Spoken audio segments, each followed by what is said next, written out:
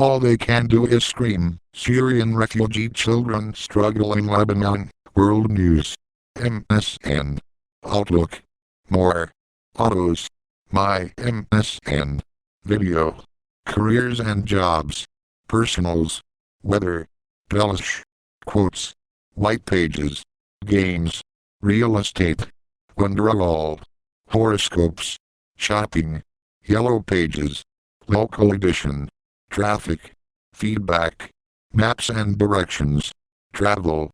Full MSN index. Bing. News.com. Today. Nightly news. Meet the press.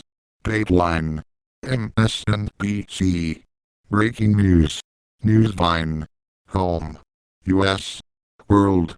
Politics. Business. Sports. Entertainment. Health. Tech. Science. Travel. Local. Weather. Advertise vertical bracket ad choices. Recommended. Prison camps or risking death at sea. Anti-Muslim mob violence provokes dilemma in Myanmar. Recommended. 2 arrested after breaking at Buckingham Palace.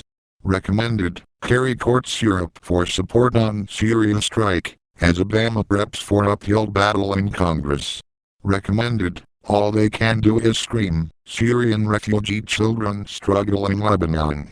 Header point top underscore header left curly bracket background image journal http://cd.newsvine.com/chrome/worldnewsfront/header.jpg equals 10,479 right curly bracket. First for breaking news and analysis, compelling world news stories from NBC News journalists. Follow us on Twitter and Facebook.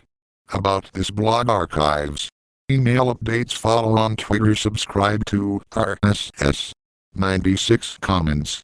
Print. 8 hours ago. All they can do is scream. Syrian refugee children struggle in Lebanon. Ayman Mahildan /NBC News. Syrian refugee children are taught to use art to express their feelings in a class taught by a local Go in a makeshift refugee camp in Lebanon. By Ayman Mahildan, correspondent NBC News. Beirut, Lebanon has taken in more Syrian refugees than any other country, with over 700,000 Syrian refugees in this country of 4 million. Nearly 1 out of every 5 people is Syrian. But in a country with a long history of sectarian violence, there are fears that absorbing so many Syrian refugees could shatter Lebanon's hard-fought stability. The Lebanese government, dominated by Hezbollah, the militant Shiite movement and a key ally of Syrian President Bashar Assad, has refused to allow the UN to establish official refugee camps. The government seems to fear that the mainly anti-Assad Sunni Muslim refugees will remain indefinitely.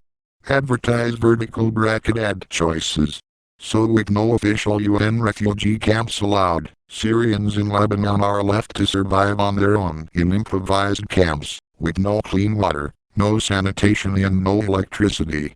A hard childhood. At 11 years old, Ibrahim Aradali looks like most kids, has age-full energy and excitement. But it doesn't take long to notice there is a harder reality behind his electric smile and affable laugh.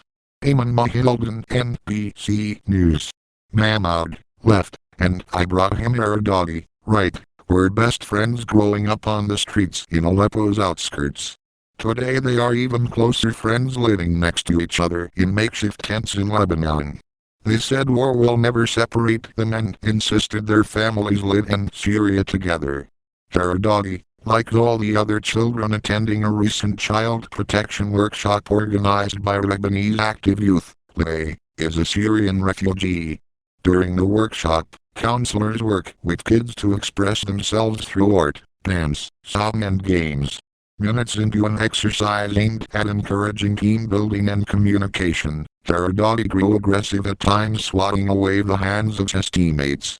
His moods changed quickly, from overjoyed to moments later expressing anger at his instructor. Yasmin Gala, executive director of LE, said his mood swings are a classic symptom of post-trauma